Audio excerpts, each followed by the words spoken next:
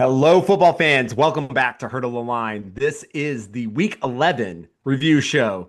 As always, two of the most handsome men in all of the UK and two of the biggest football fans in all the UK. More importantly, Ollie and Tom, how are we Still tonight? smiling on a loser Monday, but we'll get through it.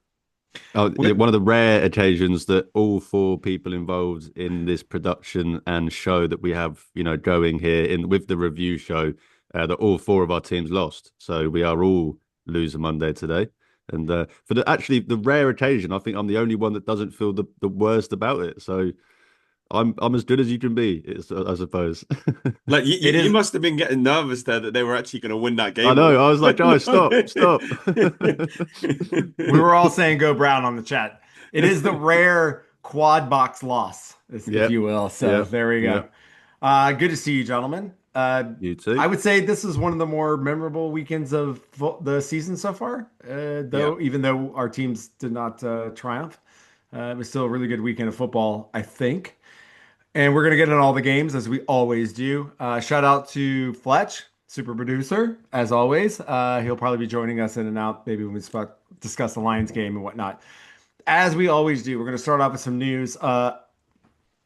Weirdly enough, my team is in the news right off the bat, and it looks like Michael Penix Jr. is going to be missing the remainder of the season due to an ACL tear from the game against Carolina yesterday and a loss.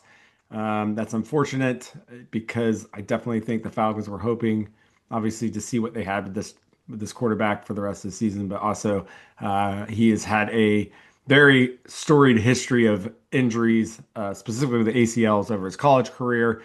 So we hope, obviously for me as a Falcons fan, but also for a young player, we hope this a young talented player, we hope to see him back. Um, which means Kirk Cousins will be the starting quarterback for the Falcons, which also means Raheem Morris is going to be done very quickly here, from what we've seen from that gentleman. Whew. We'll get into that later. Lane Johnson of the Eagles is also out 4 to 6 weeks, I believe. Tom, you said? Yeah, he suffered a foot injury in the game against the Lions last night. So yeah, blow for them on the offensive line, but I'm sure they'll be able to figure it out with how well their defense is playing right now. And also, we know that Aaron Rodgers went out of the game with a non-throwing hand wrist injury. We don't think that's going to keep him from playing, so it doesn't quite rise to the injury level news. But and then lastly, Justin Fields is done in New York. He's going to be benched for Tyrod Taylor, which probably makes sense. You're just going to try to get as high a draft pick as you can now at that point and I mean, the see what you offense got. can't play much worse, so you No, might as they well can. go with And absolutely. they He's only owe first him time. 20 more million next year. So Yeah. I wonder. Oh, yeah, was it all guaranteed? 40 guaranteed. It 40 was 50, guaranteed, 50 yeah. in total, but yeah, two essentially it was Uh, 2 year 40 guaranteed. I So mean, that's no 180, but Mm. with a hundred guaranteed for 2 years, plus a $10 million sweetener that we have to pay. Whew. Anyway, we're I gonna mean, get into it's not all the that's not 230 million fully guaranteed. We can all get worse. well. How many games did you get out of Deshaun Watson though? Oh, what 20 19? Yeah, I That think was we enough. got. I think that was enough to know Yeah. to know we don't need to see anymore. Here, I'm gonna show you my scar. Show me your scar. Yeah. We'll get into Tom's all like that later. Tom's like, what does that mean? Yeah. Guys, I have to say this. So, Ollie, Tom, and I have a little WhatsApp group that we, and especially on Sunday night, it's usually pretty active. And I will preface this by saying Tom is a incredibly nice gentleman, but Tom is so lucky and just so got 3 rings on his finger. I think what the Kings, the Chiefs have what, 5 Super Bowls total, right? Pause. Four. Four. Okay, they have. Sorry. Anyway, doesn't matter. Patrick Mahomes is his quarterback. Andy Reid's his coach, and Yeah. there's just an occasional text from Tom where you just kind of want to reach to the phone and just punch him in the nose. And he doesn't mean it, guys. He doesn't. It's He all doesn't get it. good spirited, and It's at all the good end of the spirited. day, what me and Chapman are actually saying is that we're just jealous that we have not got to see Andy Reid and Patrick Mahomes for our team, Yeah. and Tom's had the luxury of experiencing that the last half a decade. I was we kind are of just saying jealous. Tom's a dick, but that was just my past. No, I'm just joking. He's absolutely not. No, you're right. It is all jealousy, and Tom doesn't have a mean bone in his body that I've seen so far. All right, let's get into these games, guys. We unanimously thought the best game of the week was the Tampa Bay Buccaneers going. Is it Orchard Park? Yes, it Yeah. is to Buffalo Bills, where Josh Allen. No offense to Mr. Patrick Mahomes, but shows why he is the MVP of the reigning MVP of this league, where he scores three touchdowns through the air and three touchdowns rushing. Uh, some people were saying it's an Al Bundy, if you will. But they defeat Tampa Bay Buccaneers 32 to 44. I was really engrossed in my Falcons game. I was seeing highlights of this. I think every time I looked, it looked like Baker Mayfield was about to be sacked. Excuse me. Tom, tell us about this game and only the way you can. Yeah, so it was a good back and forth game to start off, because along with those six touchdowns, which is incredible. I mean, he had an absolute monster game. He also had two interceptions, one of them early on as well, that gave the Bucs the ball. They go down and score, and then it looks like, the Bills, the way that they've been playing recently, they might have folded, but they didn't. They came out, even the score up, and then ended up taking a lead. It was a very good back and forth game. There was nine lead changes in total in the game, which was crazy. That the Bucks went up, and the Bucks offense, didn't look, that great, but the Yeah. Bills defense on the ground, the Bucks ran all over them. Sean Tucker had a career day, three touchdowns, thing over 120 yards, something like that. But the thing with this Bills team, when Josh Allen is playing in this form, this team's kind of unstoppable because he was just lights out. I mean, he's throwing the ball to Tariq Shavers, whoever that is, because Keon 90 yards. Coleman, like just anyone and everyone. It was a beautiful touchdown throw as well. And especially in the second half of this game, he was just absolutely lights out. I think they scored on like four straight possessions, touchdowns, and then it kind of put them out of reach. Obviously, the Bucks then came back into it, but then, they scored again. So it was, demolition from the Bucks in the second half. And I think the Bucks could take a lot from away from this game because I think it was still a good game from them, but I think they're still missing some of those guys from injury. Bucky Irvin, especially, obviously Mike Mike Evans. Evans, Chris Godwin, because Ibuka, he didn't have the best of games, and it was more Sean Tucker really run the show for them. Baker Mayfield was pressured quite a lot from the Bills, but even he had a fairly decent game as well, considering some of the games he's had recently. But the Bills were just too much, and Josh Allen's six total touchdowns. He was just an absolute monster. That's awesome. Yeah, so the Buccaneers are without their full arsenal, but they still were hanging with this Bills team, which has had a lot of questions. But as you said, Josh Allen hit 10 different receivers yesterday, and was just making it work. And that's what a great quarterback. Obviously, you know that with your own team, it's just somebody who's ever's on the field, he's going to figure out a way to get the ball, and if he doesn't, he's going to be running. And I don't take anything negatively away from the Bucks here. They are injured, but their defense had a lot of stress on them because the offense, you know, couldn't quite operate at full length when you're missing, Mike Evans and you're missing Bucky Irving. I mean, they But stopped the man, Bills on the ground as they well. I still put back, mean, yeah, other than well, I mean, yeah, James Cook didn't really do anything. To be honest, Ty Johnson got like a 40 yard touchdown, but that was again, a great play by him. But in general, the Bucks, defense held up pretty well. It's just Josh Allen went nuclear, to be fair. yeah. I'm trying to find the time of possession here. Oh, here we go. Yeah, I mean, the Bills only had well, I could be very wrong. The Bills only had the ball 24 minutes. Mm. Had a, and the Bucks had it for 35 minutes. So almost a 10-minute difference Mm. there. And they were just more efficient. That's Um, a Josh Allen stat, I suppose. Yeah, yeah. So literally. the Bills are now 7-3. Still very much in it to potentially win the AFC East. And maybe we'll visit where all the standings are here at the end. The Bucs, weirdly enough, now with Carolina winning, which we'll get to later, are only one game ahead in the NFC South, though they've looked like one of the best teams in the NFC. So I'm very interested to see where this team goes for the rest of the season. Yeah, me too. Yeah. All right, guys. The next game, Tom, we're gonna throw it right back to you.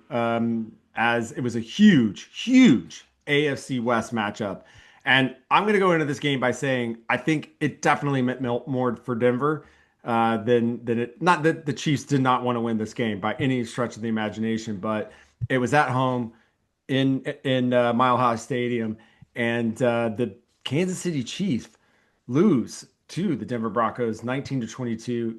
Tom, again, can you tell us about this game and how did Denver pull this off?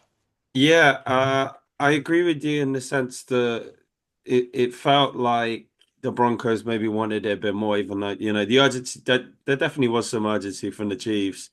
But the Broncos, they came out and executed, just executing better in all phases, really. One of the things that Chiefs fans have been harping on all this season is the special teams penalties, and they came back to haunt the Chiefs again.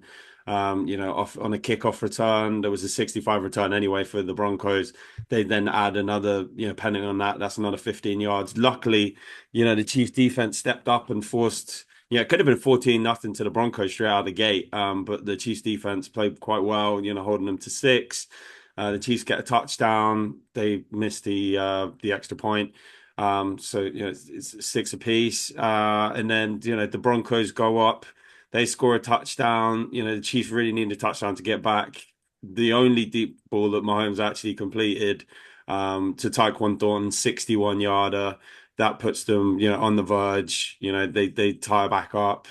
And then they actually go ahead in the fourth quarter of this game, about 10 minutes left. Historic touchdown for Travis Kelce, became the all-time leading touchdown leader for the Chiefs. Priest Holmes, right? Was the Yeah, previous. he was it before with 83. And Travis Kelce got his 84th touchdown. He had nine receptions, 91 yards. But I think the main reason that the Chiefs lost this game was ill discipline, especially the offensive line. They got themselves in good areas in the red zone. How Jawaan Taylor still has a job. I know he's had like a few good games or whatever, but he's the most penalized player in the NFL since he's gone to the Chiefs. They need to sort that out. Josh Simmons had a decent first game back. But the Broncos, they almost begged the Chiefs to run the ball, and the Chiefs just wouldn't run the ball effectively. They started to early on with Kareem Hunt, but Andy Reid just again went away from it and was like, "We're just going to pass the ball. We're just going to be one dimensional." The Broncos know what the Chiefs are going to do. Try and beat them. Try and play man coverage and stop them. The receivers aren't running great routes to get open, so. I mean, Mahomes didn't have his best day either. He was missing receivers down the field. So Yeah. just a disjointed performance, really. And it was just disappointing and unacceptable from the point of, it's a game you've got to win, really. Because to have any chance of getting back in the race for the division, you needed to win this game. That's gone out the window. You're now just looking at a wild card spot. And I just hate that the Chiefs came out flat again, as they have done a lot this season to start the game. They got into it as the game went on. But the Mahomes pick was massive as well. Red zone pick. You can't have that. You can't make that throw. Gets picked off, and then that's kind of the difference, really. So it's fair play to Bo Nix at the end of this game. He made some throws. Third and 15 converted. Third and 6. Third and 15. I don't know why the Chiefs are dropping so many back and just giving him all the time in the pocket to throw the ball down the field to Troy Franklin, but. That's for another day. The Chiefs play calling in this game. Andy Reid deserves a lot of criticism for the way that the Chiefs came out in this game. And the Broncos were able to come out, and it's another example of the Chiefs in one score games this year. Last year they were 12-0, and this year they're 0 12. and 5. So it's when you don't play situational football when it comes down to the important moments, then you're not going to win these games. And if the Chiefs can't do that continuing for the rest of the season, then they're not going to make the playoffs. They're just it's just not going to happen. So we'll have to see what happens against Colts next week. But disappointing loss, that's for sure. Ooh. That's A lot there, Tom. damn. No, I appreciate it. I appreciate your honesty, and I know it's tough. I mean, this is the worst 10-game stretch in the since they drafted Patrick Mahomes back in 2017, and let's talk a little bit more about the Broncos, just to give them, look, I'm a well-known Sean Payton hater, but man, he is a great coach, and that's one of the reasons why I hate him, because I I got to hate how watch him. much he's a good coach because I he's really do, such like because a he is dickhead, not a but great he's guy. like He's not a very likable human being, like on the surface, but he is an absolutely great. And the thing is, he recognized in Bo Nix what he needed for this offense. And honestly, like while Bo Nix has been, times he's delivered enough in these big games, and then that defense came through. You mentioned the pick, but there was also a pick that got called back earlier in the Mm. game too. That was And there was a fortunate that it got called back as well because Yeah, that could have been a call that that again was a for the pick Broncos six, way, right? and that would have been a pick six. So Yeah. it's So it yeah, 100%. this defense is really legit. Oh, they're And if so you good. They and they if they you were remember great in this game. They were like they had pressure on like Mahomes. Even times where he had a guy open, he was too scared to, well, not scared, but tentative to throw the ball down the field because this defense was even though they only got 3 sacks on him and the offensive line actually had a better game than previously. He felt like his internal clock was so sped up that he just wasn't finding the receivers and it just what didn't have the rhythm there really. So. yeah. And I would also say it was weird because like Kelsey had a really good game, and you think when Mm. Kelsey has a game like he had, that's really gonna help, whatever those margins are that you need to win this game was gonna help, but it didn't. And you're right. I have Ray Rice on two different teams, kept him on the roster, Ray all the Rice. Rasheed Rice. Ray I don't Rice. Sorry. think I I've don't done think we this want twice. Ray I've Rice. done this twice. Hey, it's not a hurdle the line We review show if I don't call somebody the wrong we name, don't want to be guys. talking about Ray Rice. Yeah, we don't want to be talking about Ray Rice, but yeah, no, I know what you mean. Rasheed Rice. I mean, Rashid Rice. Forgive he me, had two Rashid. I'm bad so sorry. drops in this game early on, and in the second half he was non-existent as well. Like it's again to do with the play calling. It's non-imaginative. The other team knows what you're doing, and you got to find more creative ways to get the likes of Xavier Worthy, Rasheed Rice, Tyquan Thornton involved in the game plan. Like Tyquan Thornton only had that one catch, but he arguably he's the best receiver that the Chiefs have right now with the way that he's been playing compared to the rest of the other receivers. So just get him the ball, like get him involved, give the ball to Kareem Hunt on 3rd and 2. Do not pass it. What the hell was that? I don't know. So it's just frustrating to watch, just play calling wise as well. So All you do, got? do we want to Yes. do the kind of standing stuff, like tie it all in later with all the teams, or like do we want to talk about the Chiefs obviously standing where they are now with this game? Let's do it at the end. We'll talk a Yeah. little bit more, but I will say this. So we actually do get fan mail from occasions, and I have a question for you, Tom. And Tom, please do not punch me in the face the next time we see you. But this is from a Carl Oh, of course Hats it is. Lover 69. And he says, I have a question for Tom. What's worse, third in the division, same record as the Texans, or worse record than the Panthers? That's from Tom, I Pats fan 69. I don't know. Carl, sorry. Carl, I, Pats I fan I 69. could only imagine who that is. Yeah, I can only imagine who it is. I have one answer for him, and it's right here. Oh, But Oh, no. damn. ladies and Okay. gentlemen, cover your eyes. I think the worst thing has been third in the division. I mean, I think the Chargers are kind of free falling anyway, so I think they can get Yeah. back into a playoff spot. But they really, realistically, they need to go 6-1 at worst, 5-2 over the next 7 games to have any chance. And the problem is that they've lost to the Jags, they've lost to the Bills, Yeah, and they've lost to the Chargers. So the tie yeah. breaks aren't there for them. They beat the Ravens, which is good for them at least. But they're really going to be pushing for that wild card playoff spot. And if they get into the playoffs, I know what they can do in the playoffs, but it's not a given this year, and it's definitely the toughest that the Chiefs have faced in the Mahomes era. So Yeah. Well, we will see how This that is what goes in happens the when a division is built to beat you, basically. They literally exactly. draft to be like, we want to beat this team, and that's what the Broncos have done, and fair play to them. So And you know what? That's not what anyone did in the AFC East at all during Tom Brady's Yep. Not entire a run, single team was able to do it. except for 2 years Yeah. with fucking Oh Rex yeah. Ryan and Mark Sanchez, which was a miracle. But yeah, moving right along. The next thing we're going to cover is the Seattle Seahawks and the big NFC West matchup against the Rams in LA. Ultimately, they lose 19 to 21. This was and I think this is a little bit unfair. And Tom, I think we might agree on this a little bit. It was the Sam Darnold faulting again to the Rams defense, which happened in the playoffs last year.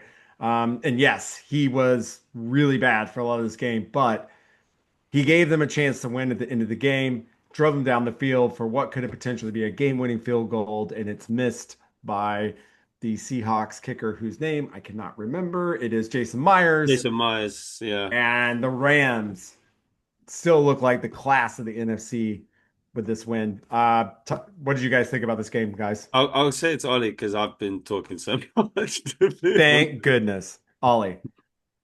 No, I mean, you kind of summed it up there. It obviously was a disappointing performance from Sam Darnold, arguably his most disappointing performance of the season with the 4 interceptions. But when push came to shove at the end, they got the touchdown. That was an 84-yard drive. And then obviously, so, a good drive there and 84 yards in, I think, under 3.5 minutes. So obviously did a really good job at the end there to give themselves a chance. The defense then obviously did their job. They forced a 3 and out, got the punt, and then as you said, Chapman, Sam Darnold did his job in that situation. He was able to go get him into field goal range, get 56 yards, and obviously he unfortunately missed the field goal in that game. But I think this was just two. You said the Rams, the class of the NFC. I think both teams, just two of the better teams in the NFC. Just two of the top teams in the NFC going up against each other, and maybe we would have expected to see. I don't know what's going on with my lighting, by the way, why I'm look like a ghost right now. But Ooh, I don't know. I don't, maybe some of us expected this would be a more high-scoring game. With obviously two great offensives, two quarterbacks that are playing really well, two offenses that are playing well. But I think just because they're two good teams and two good teams overall, both teams are they're not just good offenses, both teams have got good defenses as well. And just a tale of unstoppable force meets immovable object, and resulted in a 21-19 slightly more sloppy game than we've seen from these guys. But I think that's more of a nature, as I said, of just two good teams playing each other more so than it was these two teams being sloppy.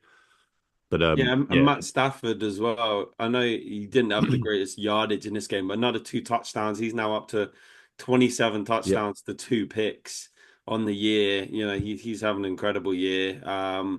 But yeah, as you said, the Seahawks defense kept them in this game in the sense that, Sam Darnold threw 4 picks, but the fact it was only a 2-point game, that shows how well that the Seahawks defense played to shut down the Rams in the second half. And impressive for the Seahawks to get back in it and have a chance to win it, even with all those picks. So I think you're right. I think it just shows the class of the NFC, especially of the NFC West. And one team was going to come out, and fair play to the Rams for being able to come out with that win. wow. I just like to say that yeah. McDonald. Yes, this is going to be a little self-personal thing. McDonald, Vrabel, uh, both interviewed for the Falcons head coaching job 2 years ago. We passed on them. McDonald is such a good head coach, Yeah. but Anyway, no, and everyone knows how much I love McVay on the show. But look again, Sam Darnold has the worst game of his season, and they still might have an ability to win. I'm very excited to see these two teams yeah, potentially play in the playoffs again. yeah. It was a really good game. This is a I think really, it's that really good Rams game. defense again just had his Yeah, number though, because they've they seen what he just did with the Vikings in the playoffs last year, and they it was just the same recipe again. Get him under pressure, but don't. It's not like um, they made him make bad decisions. yeah, it's It not like wasn't about the pressure, and he was throwing yeah, into bad exactly. decisions. It was like they weren't rushing forward. They weren't like trying to get in his face, but they were like disguising what they were doing Yeah, on the back end, which then, made it. He was, not to go back to his Jets days, but he was seeing he's seeing ghosts at ghosts. times out there. He No, they was. So dude, you can forgive a guy for just having somebody in his face and just like yeah, having to like get rid of the ball quickly and there not being anything there. yeah. He was literally making terrible decisions. And to me, there's a fix for that. And I don't understand like what it is. And it's like, and it was interesting. I was listening, Tom. I know you listened to. I was listening to Heat to Call, and Dan Hansis mentioned he was like, "Why didn't they maybe bench him because I I mean, see it was that. but you know what? Kudos to them for not because they still Mm. had a chance to win the game at the end of the end of this. So, Yep. there's something. I'm an American, so I love an underdog story. And there's something now where I'm like, I didn't really care about Sam Darnold. He's a Jets quarterback. He bounced. I mean, who cares? But it's kind of cool seeing this guy. He proved it in Minnesota and then had a bad ending. And Seattle believed in him. And he's got limitations. But you know And what? they still believe in him as well. Of Even at course the they end of the will. game, the defense, Ernest Jones was like, if we'd been able to put him in slightly better positions, and he still led us down to nearly almost win this game. So we still believe in him, and to have that back in, even despite the performance that he had, is it just shows how much confidence that the Seahawks has in him. I was going to say this. So what I was going to say at the end here is like, look, there's only like going to be 3 to 4 really special quarterbacks a generation. Sometimes it's not even that many, but you can win Super Bowls with and a lot of playoff games with other guys who aren't as talented if you have a great team. And that's the thing I think we forget sometimes because we've seen Patrick Mahomes, we've seen, Tom Brady, we have Josh out, these guys. I know Josh hasn't won a Super Bowl, but anyway, you don't have to be the greatest quarterback in the world to still have a lot of success in this league. And like, anyway. All right. I'm sorry. I'm gonna get off my soapbox here. Fletcher, you there? Boom. It's that time of year. Last night on Sunday Night Football, it was the Detroit Lions facing down the Philadelphia Eagles, the reigning Super Bowl champs. This was a defensive slugfest. Remind me of the final score of this game, guys. I believe 16-9. 16-9. 16-9. Or as 16, or 16-9, as guys, you not would 16, say, 9 si- to -9. all right, 60. it's 9 to 16. 9 to 16, 16-9 to the Philadelphia Eagles. Fletch, can you tell us about this game and how did Philly best that offense that we've seen doing so well this season? The three games that we've lost prior to last night, I've been on here and I've said the same two words every time. Offensive line. The Detroit Lions offensive line got bullied all game. They could not get going whatsoever on offense. Like the defense played out of their flipping minds and held Hey, Kelvin Shepherd should be like some head coach at some point because he's just balling out right now. absolutely, and I think that was the decision to promote from within. Again, I'd mentioned throughout the offseason, I'd said a few times that Kelvin Shepherd needs to be the name that's put forward and needs to be the one. That decision's paying dividends. The defense has been much, much better this year than it has been in previous years. Just the offense could not get going, and it was primarily down to the offensive line. Goff had little time to throw when he did manage to throw. Like, I lost count of how many batted passes and tipped passes at the line. I I'm think there on was Racing. 5. I need Yeah. to I need to double check because at one I point I think that, checked. yeah, I I'm think on it was 5 Racing because it Brown was was three for Jordan Davis and then 2 for Jalen Carter, I think.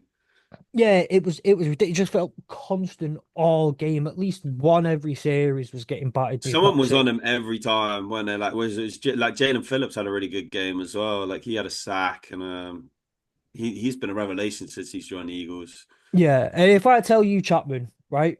Amon-Ra St. Brown has had 12 targets in a game. How many receptions do you think he walks away with? At least 7 or 8. At least I mean, seven or eight. Two. What's over two last night? about four of them were very, very it was so uncharacteristically like Amon-Ra St. Brown last night. I don't know what was going on with him. Um, there were a few that were obviously wayward or thrown in his direction as throwaways, but and a couple of them were tipped. But it was uncharacteristically like St. Brown. He dropped a couple. Um, Jameson Williams was decent, though he did drop a really, really important one. There was case of the drops when passes were getting past the line, but yeah, other than that, they dominated our offensive line. It was a bully fest all game.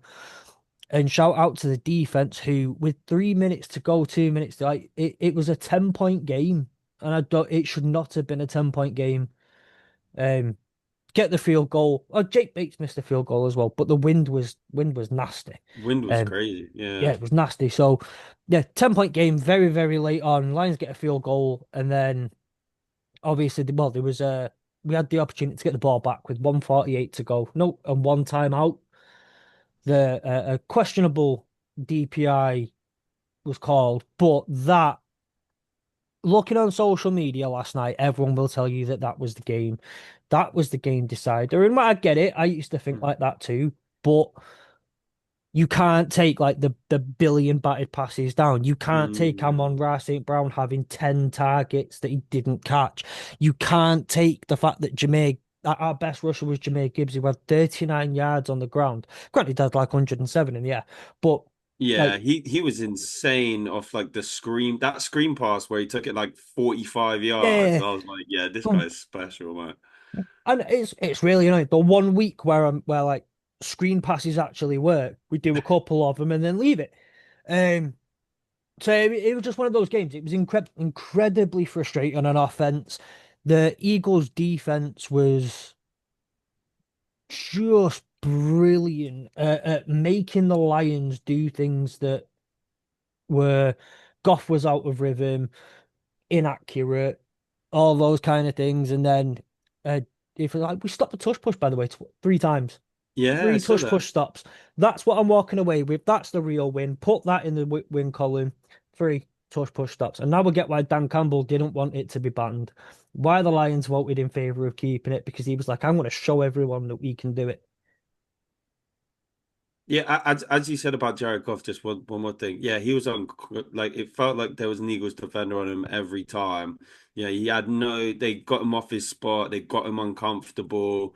The ball was getting batted. And I think he went 17 for 35 or something. No, it But was worse it than was that. worse than that. 14 for 37. 14 for 30. Well, I think that's the lowest completion percentage of his career as well. Gotta be. Gotta be. So yeah, they had a game plan and they executed it. I mean, not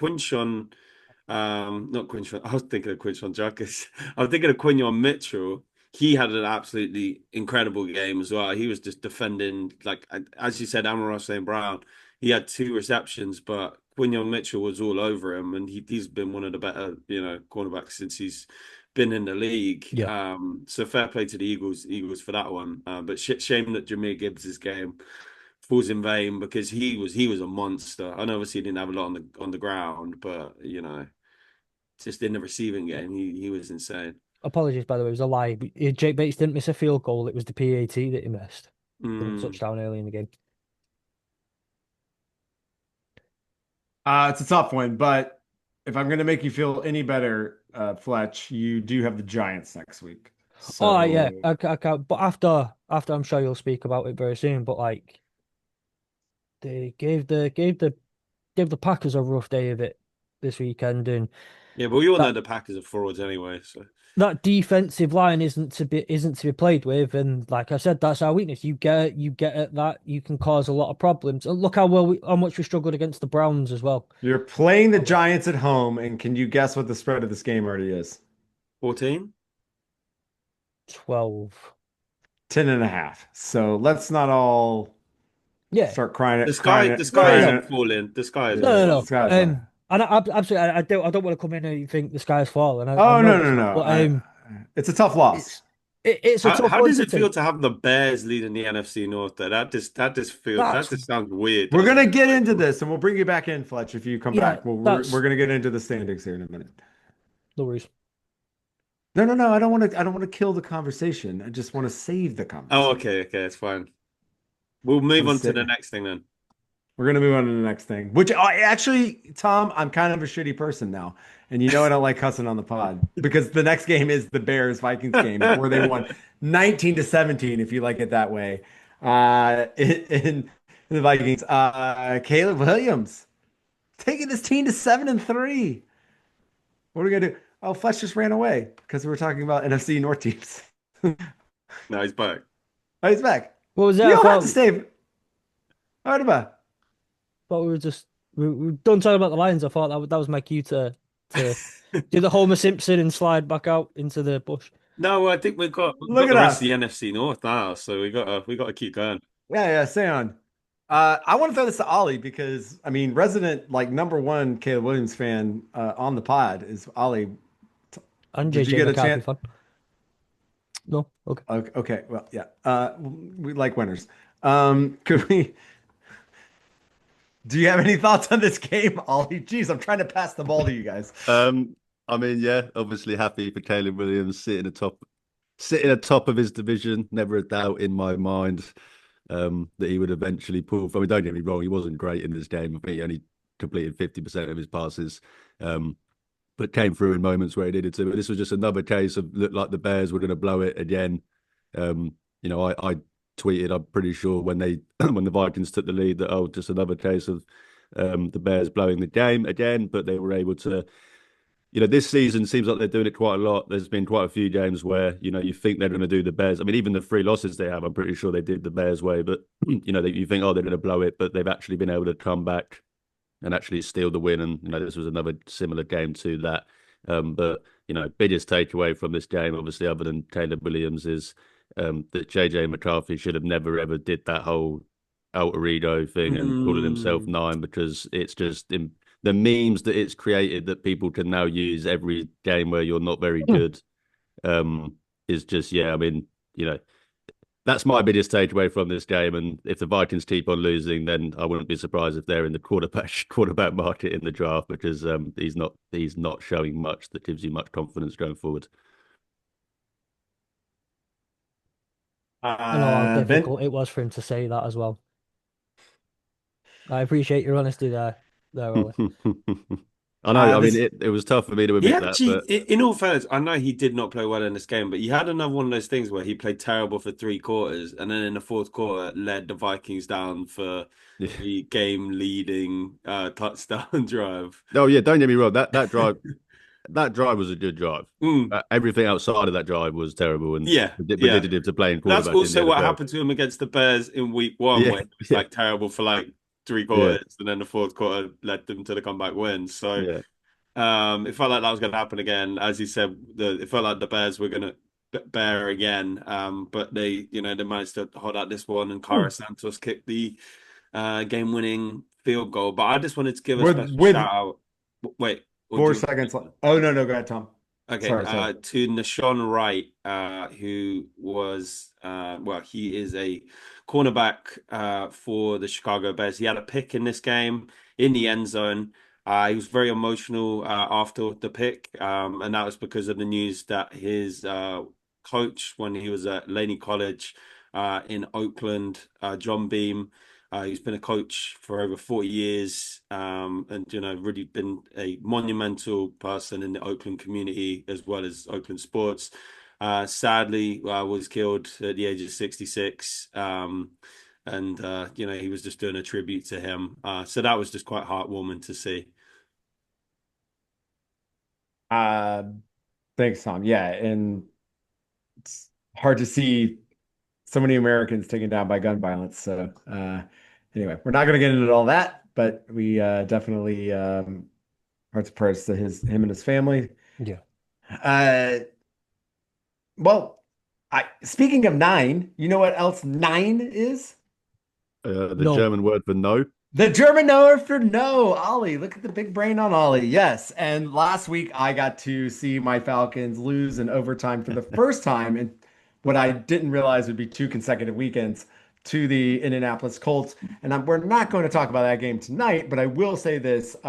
It was awesome to go to the first NFL game in Berlin very historic at the Olympic Stadium. It was really a great weekend the whole way around. The NFL actually just really did a great job. Both teams. There was stuff from Friday all the way to Sunday. Um, I got to go to this really cool Falcons house meetup.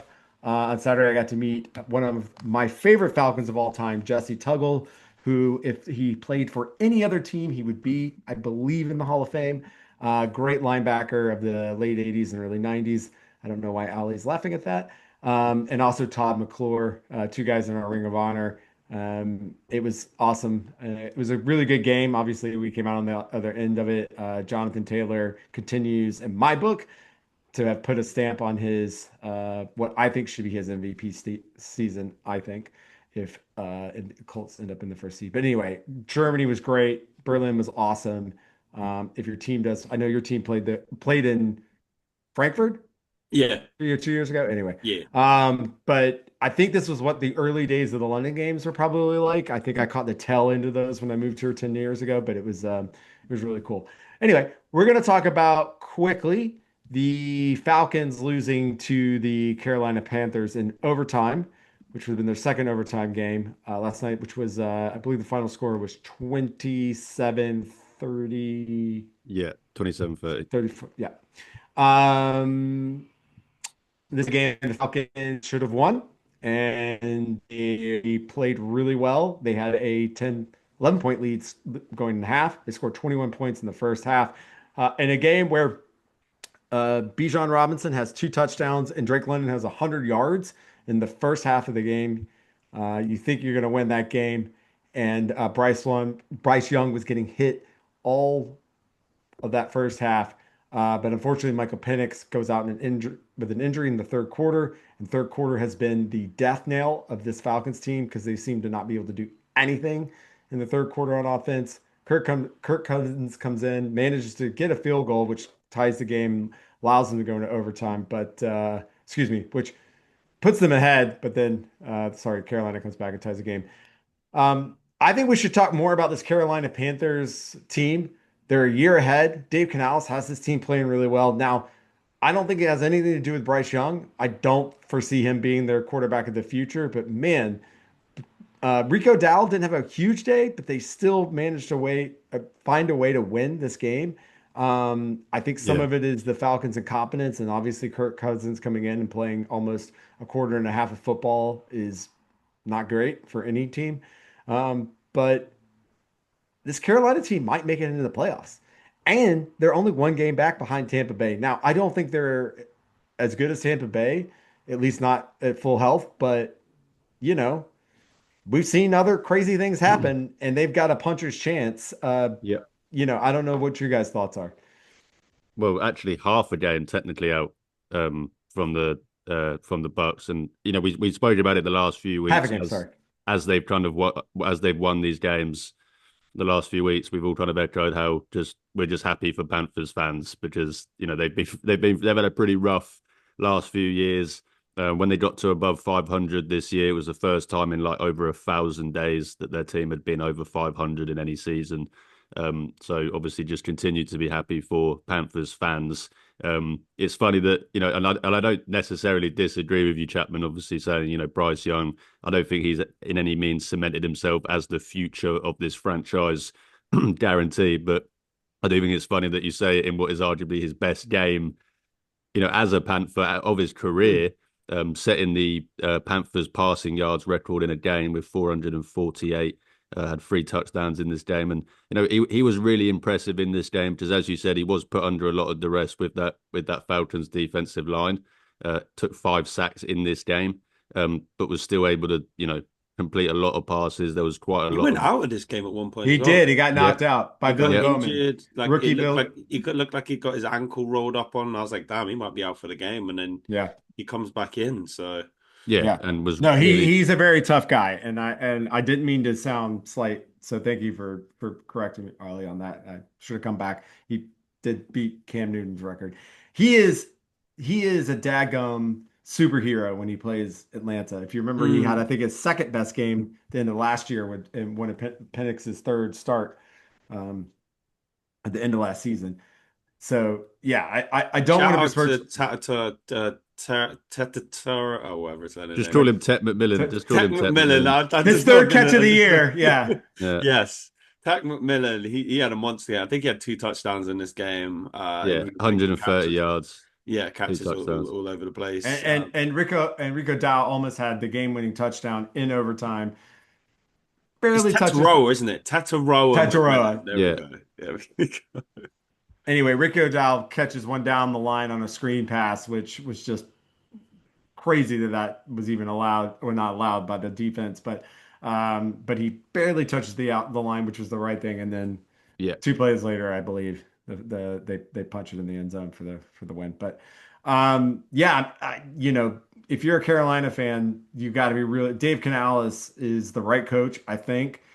And man, the team is playing above board. This is what you want from a coach, and I'm just jealous, to be honest with you, because this is what we thought we were getting with the staff coming in on our side. And then now Penix is hurt. We've lost 5 in a row. I was really surprised that. I mean, I actually wasn't. I think if we lose next week to the Saints, I think they have to. Not because Raheem shouldn't be able to finish out, but you just kind of have to draw a line on what's acceptable. And this is the first time that the Falcons have been swept by the Carolina Panthers since 2013, which I thought was a fire over the fence after 5 losses straight. But I guess, I just, the problem is on the coaching staff outside of Ulbrich, there's not a lot. There's not a lot there. So, And Was it the thing in is, Atlanta or in Carolina? this was in Atlanta. Atlanta, yeah. And the thing is, Chapman, with the coach thing, normally I'm someone that advocates that you should just hold on to the coach, even if you're planning to fire him. Usually, I'm someone that would advocate you just hold on because in that case, you might as well just lose as many games with that coach anyway. But I think in your scenario is one of those kind of few scenarios where, yeah, I agree with you. You should sack the coach and bring someone in, and hopefully, just to get. I mean, your season's pretty much lost, shall we say? The playoffs is obviously probably out of the picture at this point, barring a miracle. And at this point, it's more about just trying to get as many wins at the end of the season as you can to go into next season. So I Yeah. as I said, I don't think I think firing the coach probably is a wise thing at this point for the Falcons. Yeah, and I think just also the fan base is really turning on Arthur Blank right now because we feel like he's had a really bad, anyway, we know it's not a Falcons podcast and whatever, but it's just tough, man. It's just like there was so much hope going into the season, and you can see the talent. That's the hardest thing. You see the talent, and we weren't expecting a Super Bowl, but we're like, hey, let's get a winning season, or let's get some sort of playoff berth. That's just not going to happen. Ollie, should we move on to what was also I felt like a very entertaining game though. I was rooting for you. Yep. I mean, the Ravens, you know, the Ravens defeat the Cleveland Browns 23-16. Um, it was a classic AFC North game up until around the end of the game. But Ollie, tell us about this game. Yeah, I mean,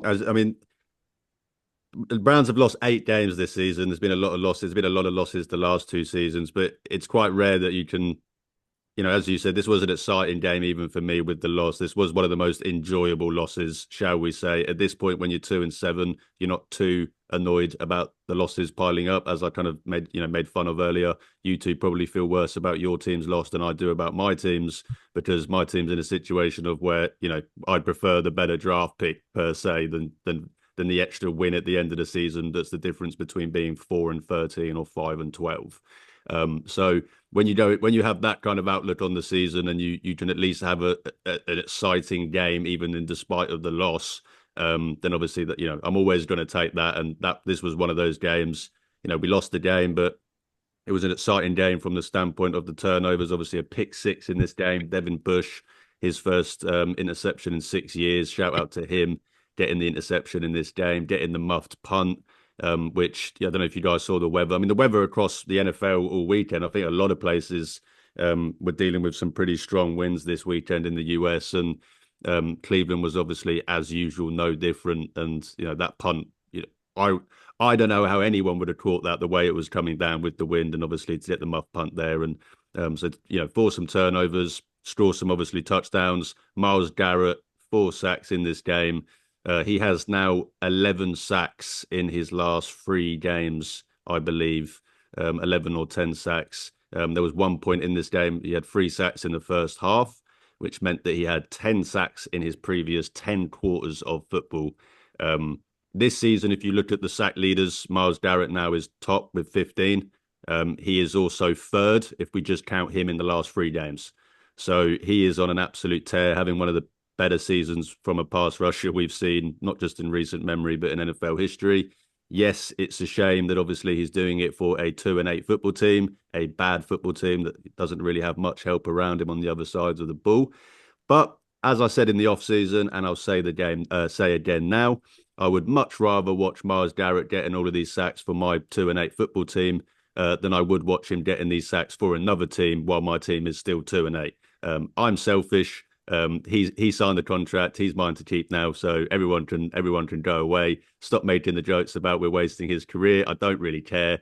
If I get to see this player every Sunday, even with the losses, it makes it a little bit better because truly at this point, I'm running out of adjectives. I used to say he's the best Browns player in Super Bowl era, just as I didn't want to be disrespectful to those guys. Otto Graham, Jim Brown, obviously the guys that have won championships for this franchise.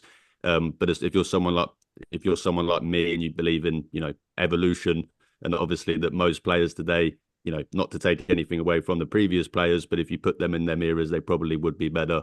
I think there's no argument that Myles Garrett is the best player to ever play for the Cleveland Browns, and I think he's one of the best defensive players to play in NFL. And it's, as I said, you can lose these games, but at least I get to watch Myles Garrett continue to, be Myles Garrett. He's 7.5 sacks away from the record. Obviously, the NFL sack record at 22.5 with 7 games left to play. I hope he gets it. So do I, because if he gets that record is fugazi. Yep. If you know anything about it. If you know. Completely agree, Chapman. And if you had said to me at the start of the season that the Browns get a top 5 pick, but Myles Garrett breaks the sack record, and even with the Browns having a bad record, he would have to win Defensive Player of the Year if he went out and broke that sack record, then I would certainly take that. And I think on top of that, we're also going to get the Defensive Rookie of the Year, because Carson Schlesinger every single week, similar with Myles, when I say I'm running out of nice things to say about him, I'm running out of nice things to say about Carson Schlesinger. This is a rookie who is the green dot holder and one of the best defenses in the NFL as a rookie. Just incredible player. So much to be excited about with him. So yeah, as I said, the Browns lose. We're gonna lose a lot more games this year. I don't expect there to be many more wins. But if you can get enjoyment out of those games as you did in this game, see Myles break the sack record and continue to see these rookies play as well as they have been, then that's all I can ask for as a Browns fan. And Myles Garrett as well. I think he became the first player in NFL history to have 6 seasons of 12 or more sacks. It would be 8 seasons if he didn't get suspended for obviously that certain incident. In 2019, but it would have been 8 consecutive seasons. So just exactly. One of the best pass rushers of all time. Yeah, literally. I mean, it's him, and it's like Lawrence Taylor and Aaron Donald and Reggie White. Like Reggie White. Like he is in that upper echelon of upper. He had one play yesterday where if you had blurred your eyes, made the quality not as good, and turned the color of his jersey to green, you would have thought he was Reggie White. With one of his pass rush moves, borrowing that kind of club move from Reggie White, that classic where he kind of just bumps him away. Had one of those last night, and just continued to. I just can't say enough nice things about. He always feasts on Lamar Jackson as well, right? He always. Myles Garrett he just takes him down. I think Joe Burrow and Lamar Jackson have probably got a group chat where they just slag off Myles Garrett, and they're just like, "Is there anything we can do?" They were probably like paying for media ads to get him out of Cleveland in the offseason when he was trying to get out of Cleveland, because he has sacked those 2 guys I think over 20 times. Really quick, should we just talk about Shador a little bit? Yes, completely sorry. Obviously, with all of the we want to get some clicks, guys. Yeah, we want to get some clicks. Shador, obviously, Fletch put Shador Sanders, the next Super Bowl next Tom winner Brady for Bronze. Yeah. There we go. Make sure you put it in the title, Fletch, that we're talking about. No, obviously, We're Shadur gonna hurdle Sanders. Shadur at the end. Yeah, Don't worry. Shadur Sanders brings a lot of attention. It can get annoying when you're the fan of the team that he's playing for. And I mean, Josina Anderson last night was running propaganda for this guy. It was getting a little bit silly. But, he came in, was absolutely awful, which is to be expected from a fifth round rookie coming in relief. I didn't expect much when he came in, and obviously he wasn't very good in this game.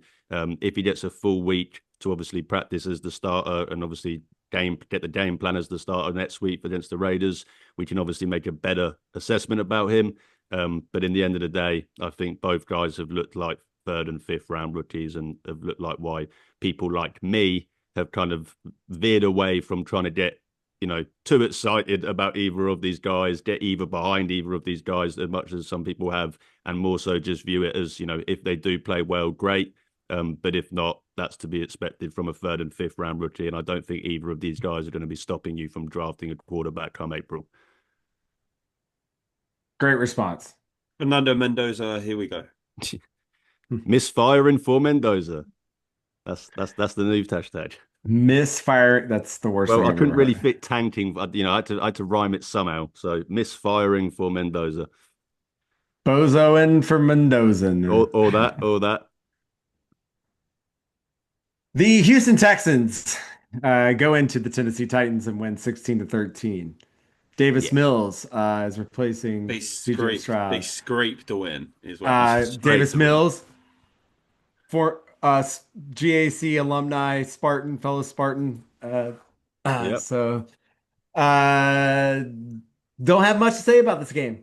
Well, it's more so I think about obviously positioning for both. I mean, the Titans I had an eye on this game purely just because obviously the Titans had a chance to win this game, and obviously with the Browns in, tank mode, shall we say, any win for these teams towards the bottom of the draft order is obviously good, and it looked like they had a chance to win this game. But as Tom said, the Texans were able to scrape this one out. Davis Mills showing you what people laugh when you draft a backup in the third round, which is what I've said that the Browns have done with those two guys. Drafting a backup, and people can say that's a waste of a pick. But in the end of the day, he's come in his spots. Look what he's done this season. He's kept their season afloat. If it wasn't for Davis Mills these past two games and they lost these past two games, their season's over. Whereas now they have a genuine chance to. I mean, they have the same record as the Chiefs. They have the same record as the Chiefs, and they're only 1.5 games behind the Jags in obviously for that wild card spot. So they've saved their season, and this game, yes, it was bad to watch. It was an ugly game. They scraped it out, but they got the win, and as I said, they continue to keep their season alive with Davis Mills. So shout out to Davis Mills and Davis Mills as well. And this is something for CJ Stroud to take a note of. Maybe pass the ball to Nico Collins. Maybe just do that, and you might win. But that's just a simple thing. And once again, the Texans, if they do make the playoffs, will be that Saturday afternoon first game right off the weekend that nobody wants to watch, which they're known for. That's just a Houston special. I got a lot more to say about this game. I think, though, Tom, you'll be interested in this next game because we're going to talk about, as soon as I can find the score, vamping. The Chargers, yes. Oh, 35-6. Yeah, favored a absolute blowout. You know why? Because it was on the other screen. 35-6. Yeah. I barely saw any. Yeah, I barely saw any of this game. The Jags are still fugazi to me because, Trevor Lawrence had, they won in spite of him. They didn't win because of him. He was pretty terrible in this game, but they ran the ball well. Bashal Tutin and Travis Etienne both had 2 touchdowns, or one had 2, one had 1. And they ran the ball down their throat. Yeah, that's basically what they did. They it wasn't like it was some legacy Trevor Lawrence game. It wasn't. Get that out of your mind. It's a banged up Chargers team. They basically have no offensive line, and they got bludgeoned to death. and that's basically what I it mean, was. Trey Lance came into this game, right? Yeah, I They mean, there was just Yeah, pulled 11 minutes left in the Harvard. fourth quarter, and they brought in Trey Lance. So Yeah, it that was. just says all you need to hear about this game. I kept it. I obviously when the game started, I was like, go Chargers, bolt up. Obviously, I'm going to support every team that's playing the Jaguars this season. And then after about 10 minutes, I quickly was, I'm done with that game. The Chargers are just blowing that one, and the Jags are Yeah, going to run away with it, and that's what they did. Chargers were basically. just straight up awful in that game. Yeah, and this Chargers defense that coming into the year that was quite, well seen as defense in the NFL under Jesse Minter, they've really regressed. I know obviously they've got some injuries and stuff, but they've really not played well. And they gave up so much on the ground against the Jags as well. So fair play for the Jags for getting a win after, that terrible loss to the Texans.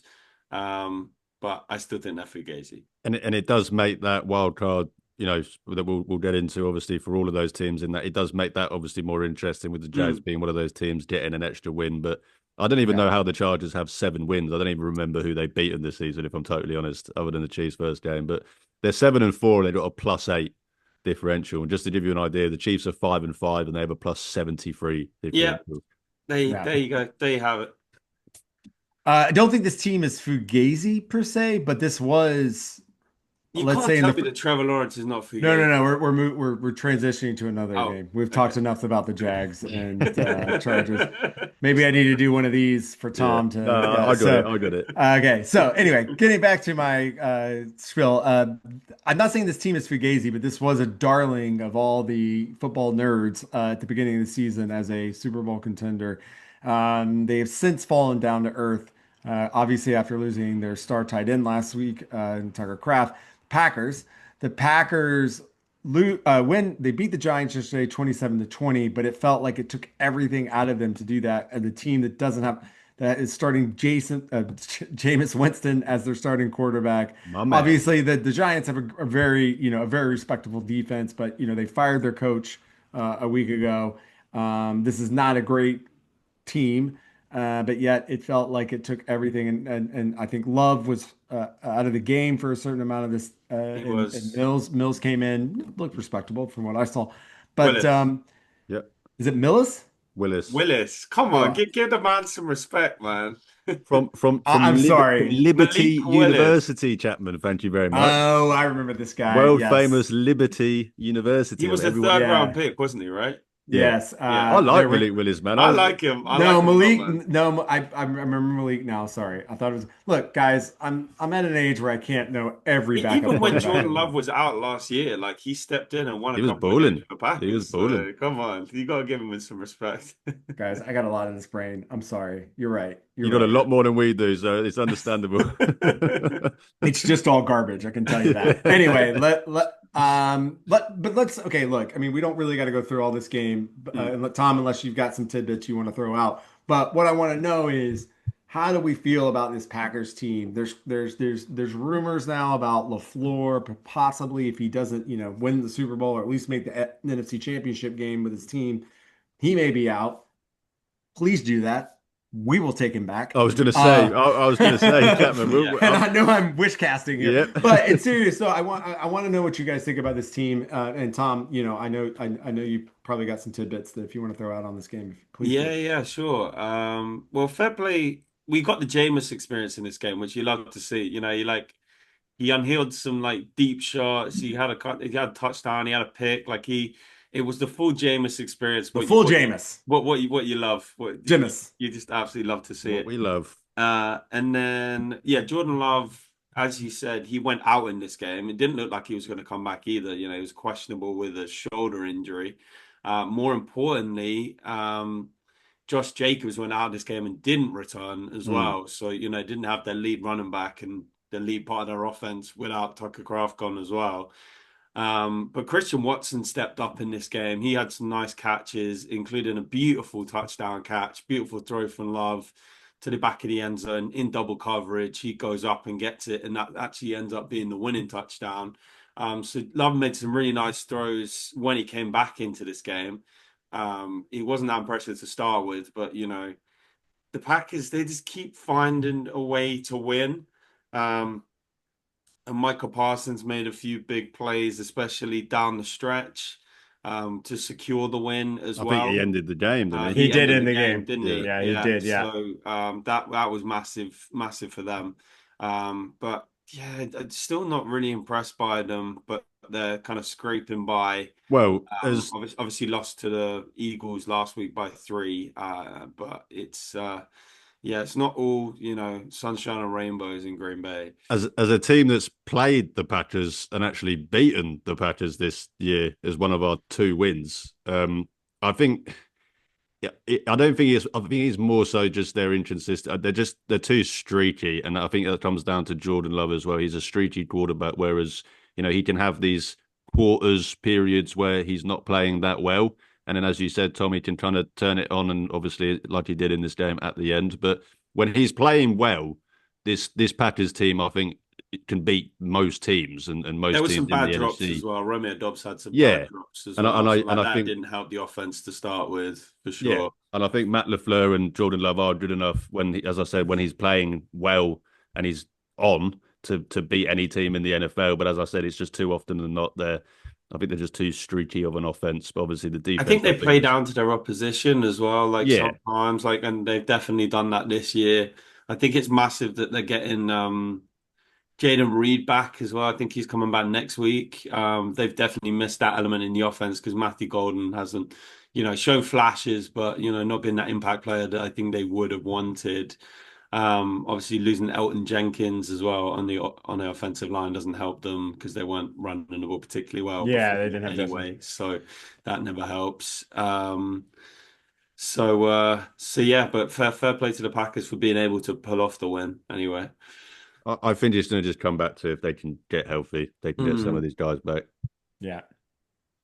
Um, Also, just want to say quickly, I forgot to mention in the Texans Titans game that Calvin Ridley broke his fibula and is Yeah, out for the Mm. rest of the season. yeah, And tough. yeah, that's a tough one.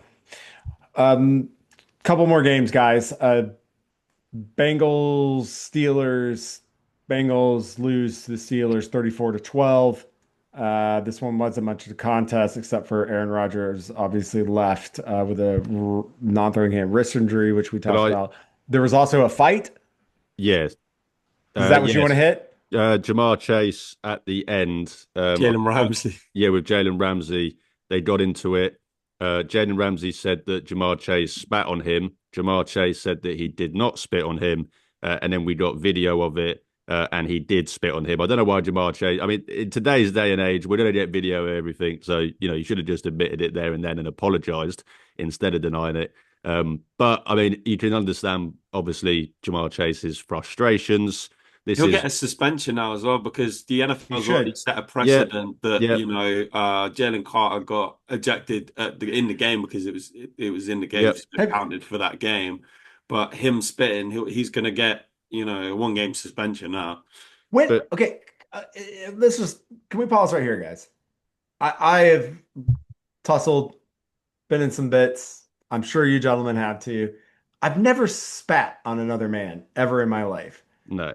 No, I mean, why? It's I, just such a bitch move. I loved, and I love Jamar Chase to me is the best wide receiver in the NFL. I think he's the best, and I went to bat for that last year and he proved me right. But uh it's just kind of a bitch move, man. It's just I, kind of I like, I agree, and but mm, that's kind of where I was going to. I mean, sorry, Ollie. this is the best wide receiver, arguably, in the NFL, and his mm, team's what 3-7.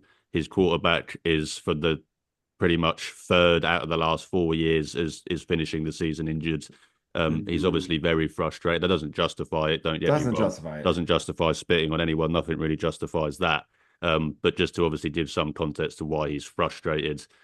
This Bengals. I mean, I need them to keep winning a couple more games because I don't want them to win to lose so many games that the coach gets fired and they have a top 10 pick because I think the coach should keep his job because then they will continue to not be very good. So I don't think the coach is very good at all. But I mean, can I just say the only thing I will say about this? I know we don't want to talk too much about this game, but I will just say. Obviously, all of the people that when Joe Flacco made his first appearance for the Bengals that were trying to do the whole ha ha ha look the Cleveland Browns traded away a 40-year-old and jokes on them. The Browns have the same record as the Bengals in that period. And we have one of the worst offenses in NFL history, and he has Jamar Chase and T. Higgins on that team. I don't think the Browns should have been laughed at in that situation for getting a pick for trading away a 40-year-old Joe Flacco. I think they've been proved right in the last few games for I that. think it was more that you were trading him in the division more than anything, or that's to what Mike Tomlin said anyway, and right? who did he beat?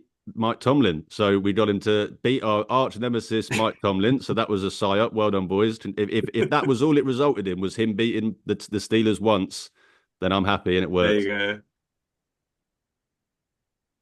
I mean, I have thoughts, but I don't really care.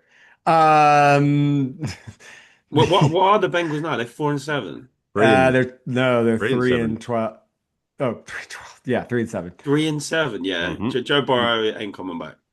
No. He should not come Uh, back. It would be stupid. and the Steelers are 6-4 and are gonna somehow I march mean, it does themselves. feel like Ollie, like no one wants to win the AFC North. Like everyone in there is just doing everything not to win the AFC North.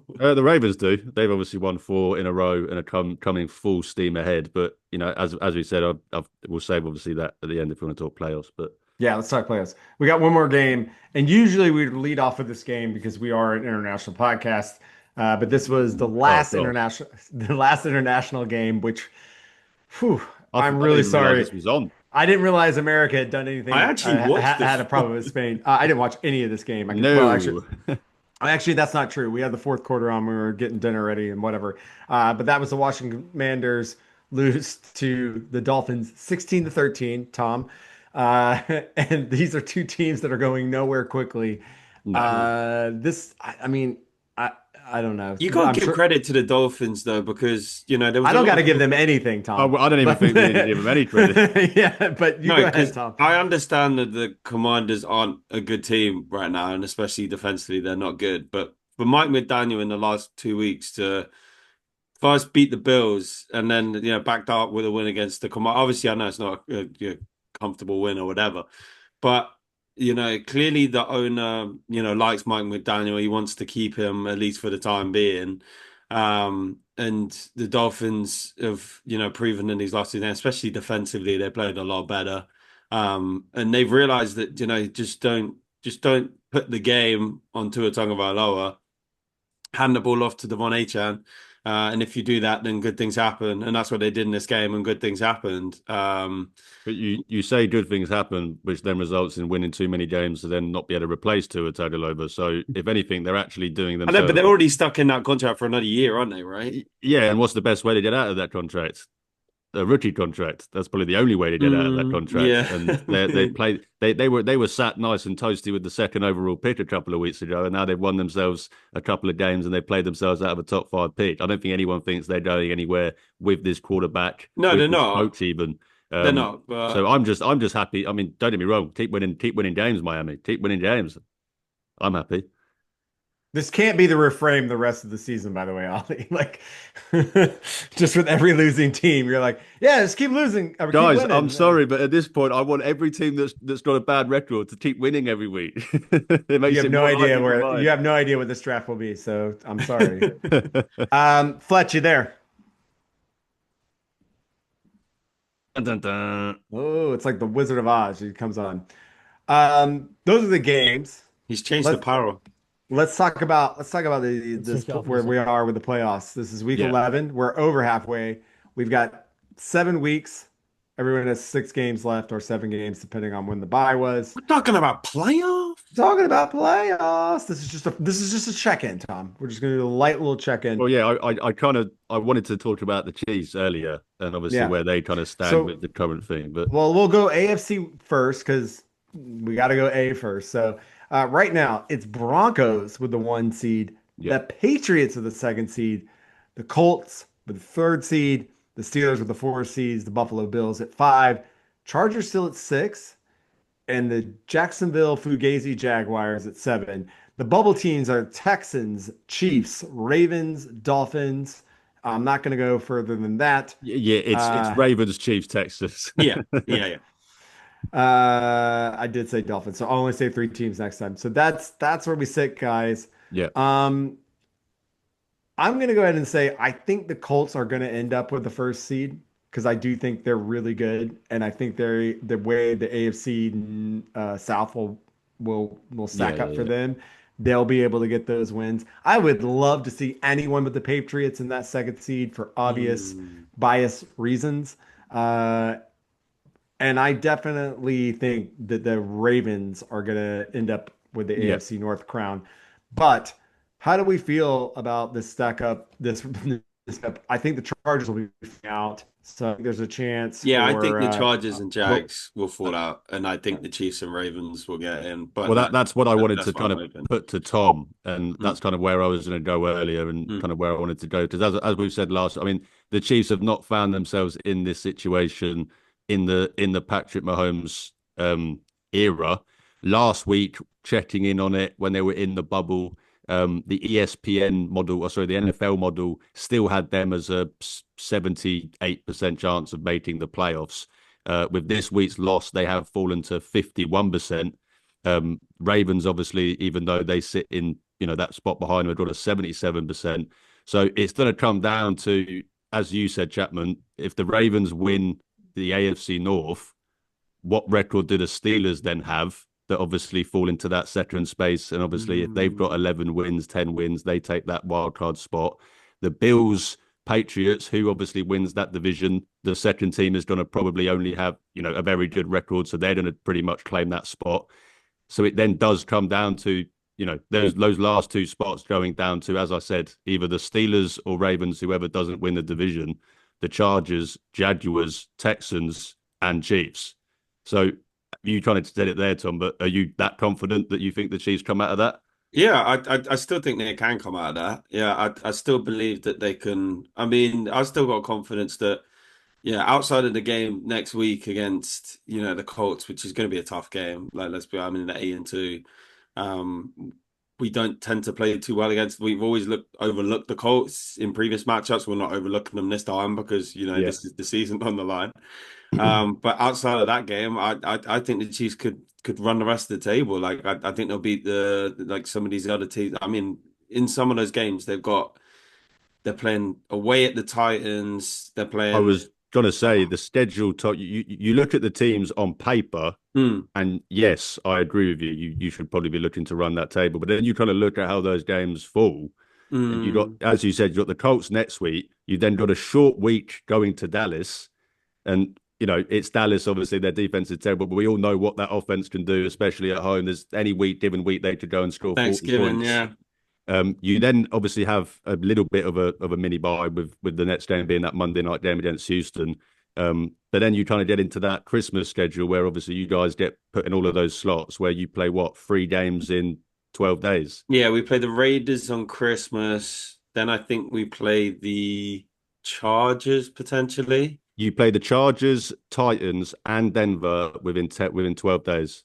Yeah, so I mean, it's going to be tough. It is going to be tough. that Denver game could Oh, potentially be the in and out game. It But could we really be. know. slight It correction. could be. It's 11 games when you actually consider that the 11 12th days. day is because it's Yeah, yeah, 1 yeah. a.m. here. Yeah. So True. Yeah, 11 sorry. days. Yeah, you're right. You're right, Fletch. That So is it's actually 11 yeah. days, So it is 3 days. 11 days. But we did that last year and we managed to win. But But you had a obviously, much I know better this is record last year. different. That's my Yeah, I point. know. But the weird thing is, I think the Chiefs offensively, outside of Mahomes hasn't played too well the last two games, but this offense has played much better than the team did last year, despite the team being 15-2 or 17-2 or whatever it did to get to the Super Bowl. So I have more confidence in them being able to turn it around, and I think they're going to put in a really good performance against the Colts next week. We'll have to see if they come out with a win. There, I mean, they have to really, Yeah, lose realistically. lose next week, and So we are really talking about this is unlikely. And, yeah. and that's kind of why I wanted to kind of talk about the Chiefs here, just as Mm. I said last week, this is something we've not seen from this jet, and something that I'm just really actually excited to see how it plays out. Because as I said, currently in that wild card spot, just going off the NFL model thing, you got the Bills 92% of making the playoffs, Chargers 60% of making the playoffs, Jaguars 64% of making the playoffs. So that's three teams that they've got with a higher chance of. So Mm, according to the NFL model, is what I'm saying is that they yeah. don't think the Chiefs are going to make the playoffs. Mm. So I'm just really excited to see how this plays out with I one was of the. I would just If say down, doubt Mahomes at your own peril. We have seen him, we have seen the Chiefs, go through some of us. Obviously not to Not in this this spot. level. Yeah, No, yeah, I was going to say, yeah. yeah, obviously not to this I, level, I but I still believe. But that's why I'm Yeah, excited but hold because on, of no, what's no, no, here. Ollie. How many times are you going to ask him this, and he's going to say the exact same thing? I'm You're right, sorry. you're right. But like I'm trying to draw up more, You're like not. more You're than just not. him. It's what Tom. I love him, but when it comes to talking about Patrick Mahomes and the Chiefs, he's not. He's got I one leg. wanted Tom to be like, guys, I'm worried, and I wanted Tom to start sweating and having like a little mini breakdown here I'll because be worried let if they lose next week. I'll this be is Yeah, the let's see most. what happens after this Colts game, and so we'll we'll That's check what one I back was in on trying that. to do. Sorry, Fletch. What do you got there? one of the things I want to say is obviously when you talk about the Colts and the Patriots, you obviously with the Colts have the Chiefs next week, but they've got to play the Texans twice, they've got to play the Jags twice. Yeah, Still, they've also got the Seahawks and the Niners left. Like that is a tough schedule. The yeah. Patriots, on the other hand, Oh yeah, don't tell have you what. nearly as tough a schedule to play. Obviously, they still have to play the Bills, but the schedule is not nearly as tough. What you want to be looking at though, Tom, is if I'm in the Chiefs position now, I am begging the Steelers take the AFC North Mm, because if you are going to run into the position of the wild cards, you hold the Ravens don't get in, so the Ravens will need a wild card. You hold a tiebreaker over the Ravens. You we do. hold That's the only one. and you want to beat the Texans and hope the Yeah, so Jags then get we in on have the the AFC tiebreaker over South them. again Yeah. because you're looking at tiebreakers at this point, and But you Tom don't. mentioned earlier, Fletch, the tiebreaker. The Jags, Chargers, and Bills all currently hold the tiebreaker over the Chiefs as well. Yeah, so like they're the obviously you'll want to win your own division, but that's probably not going to happen. Yeah, it's not going to happen. So, worst case scenario, what you want to be doing here is hoping the Jags get in on a by winning the division. The Steelers get in winning the division, and then you can hold tiebreakers over the Texans and the Ravens. You don't want the Jags winning the division. Does that mean that them and the Colts would both have like 12 wins? Mm, You don't want yeah, that. yeah, yeah. You want the You want the Jags. Jags You want the lose. Jags to capitulate right now. Yeah, You yeah, want yeah. them You to want the go Jags from and Chargers to where what six capitulate. and four. You want them to be like 6 and 8. Like you want them Yeah, to yeah, be yeah, yeah, like yeah. all Colts are out of winning the that. bench. Colts are winning that Yeah, division. I'm Colts are sorry, winning that it's division. done. So you need And the Jags, Chargers to fall off, Yeah, yeah, exactly. And I think the Chargers will fall off, and and one of I the think the Jags Ravens. probably will as well. But you can't rely on that. As Fletch said, like you probably rather the Steelers somehow. As much as I really don't like the Steelers, I've got to back them to now win the AFC North because Well, not they've got necessarily. You need either the Steelers or you can't have both of them to keep winning that. You need one yeah. of those two teams to bottom out and like lose, win one of the next 5 games. Mm, But it has to be one of them. If both of those teams keep winning, it, then obviously the team that doesn't win the the way division. Fletch and Ollie are talking to Tom, it's like Tom's never been to the playoffs before, and we're itching This his this would team be in to win. but Chapman, this is why it's also kind of this would be the first time that Tom, because I think Tom's got into the NFL. Was it the Alex Smith last year mm, before Mahomes? And yeah, obviously they made the playoffs that year. This would yeah, be the first time that Tom has not seen the Chiefs make the playoffs. yeah. I'm It moving would to the be. It would NFC be now. crazy. Again, yeah. I tried to make it a spectacle. See, you would try and rile me up, man, but it's not going to work right No, I'm now. not trying to wound Yeah, you up. but I then was he just was trying to trying to talk No, you no, into like, not wind me up. oh. Just like rile me up. Like yeah, get me going yeah, to be like, yeah, oh, yeah. I think I'm nervous and I've been, wallowing all day. But now I come on and I'm positive. But Lars, I You will know, just say it's going to be an exciting. I think this is going to be one of the more exciting wild card runs that we've seen in the last few years. To and enter. that is why you should continue to listen to Hurdle the Line and Yes, the AEW network, which you can follow us and you can follow all the other channels if they're just look down below. I don't do this as well as Fletch. I was listening to the preview this week from last week. Sorry. No, it was this week. It was this week for the preview for this week, and he does a great read, which you should send me, and then I'll have that copy, and then I can make it my own. Anyway, but all the links are down there. Please follow our shows. We also our colleagues on Thursday that Fletch is the host of. They'll preview all the Week 12 games, which will be coming up, and you should listen to that. Let's move right on. Let's move to the NFC East. In first place is the Eagles. In second place are the Rams. Third place are the Bears. Fourth place are the Bears. Buccaneers, Seahawks, sixth place are the Packers, and then seventh, y- 49ers. And the bubble teams, the three bubble teams right now are the Lions, the Panthers, and the Vikings. y- Um, Lions, Panthers. it's Yeah. Lions and Panthers for sure. Yeah. I'm really questioning this 49ers team. And I will say I definitely think the Bears Well, depend because Yeah, I there's think something all the about the aren't all the Bears. NFC North teams playing each other like all the and last big. that's all that I think that's all at this. We just did that whole 20 minutes talking about the AFC wildcard, Rick. I The, tried to the get you off of only it. the only thing that the NFC is actually going to come down to is the NFC North. Yeah. It's basically who drops out. It's because obviously right now it's the Lions that are currently out, in that eighth spot. It is Yeah. purely just going to be whether it's the Lions or the Bears that end up in that spot. And I think we all probably are going to Yeah, I back the think it's Lions only going to be two teams from the NFC North, isn't it? because the way it's currently fallen down. I mean, the Panthers only have a 20. I mean, it's literally between the Bears and the Lions who wins that who wins that division, because the way that the 49ers, Packers, Seahawks have got so many more wins than everyone else that could possibly sneak into the wild card, it is going to just come down to who wins the division out of the Lions and the Bears. The loser would probably then fall out of the playoffs. Yeah, I think it's a weird one, because you've got two. They were saying this on, I think we were saying this on Thursday, and I can't remember if we were saying it on air or not. But like the way the NFC West lines up and the way the NFC Mm. North is lining up is such like that they are two. I think the NFC North has all four, but not really the Vikings. Like the three teams in either division can genuinely still take the division, Yeah, and yeah, yeah. you might be slightly surprised if the Rams fall off and the Niners take it, but like you wouldn't really be too surprised the way they've been playing. Yeah.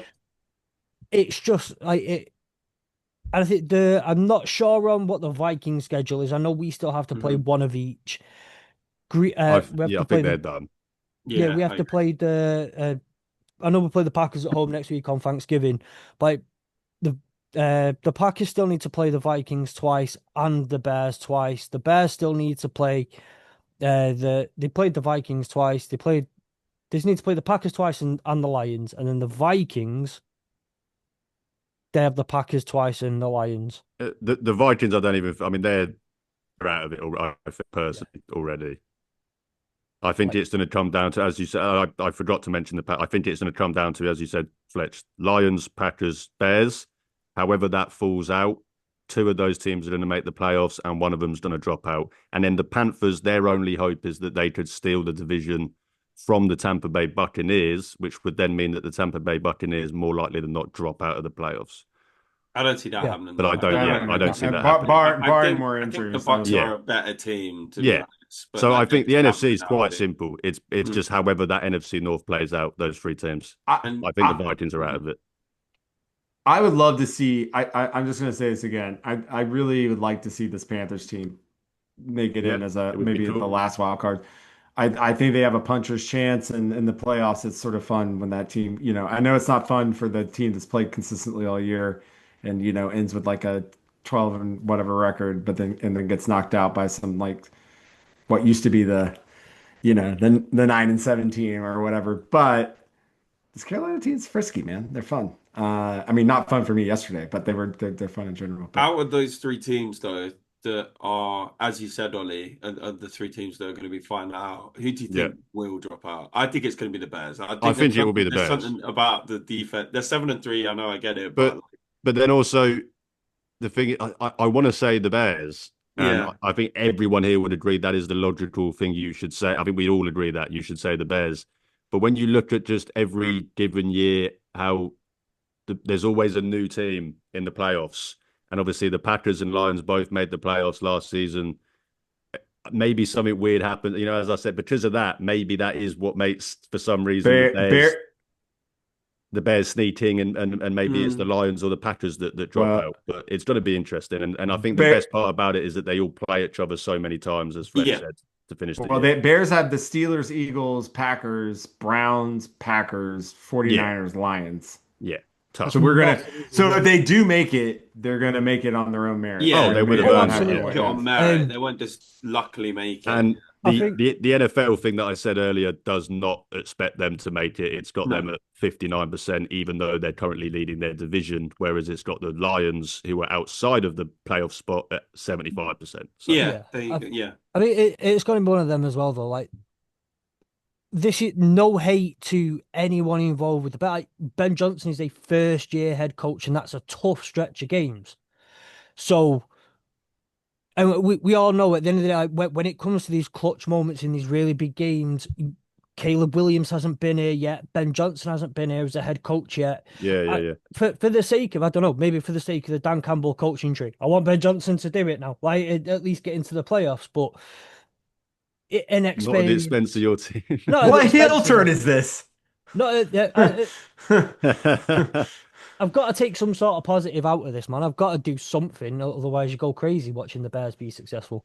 But like, inexperience may show, and that's okay because you've got to go through some of those horrible moments to grow and come back next year and be ready for it. But the inexperience may show as a rookie head coach or as a second year quarterback against, I said that Eagles defense is nasty. The Cleveland Browns defense is nasty. The Green Bay Packers will cause you problems. The Lions might be scrapping in week 18. It's gonna get scrappy. It's gonna get chippy, and yeah, I say you got to hope that the inexperience doesn't count against them.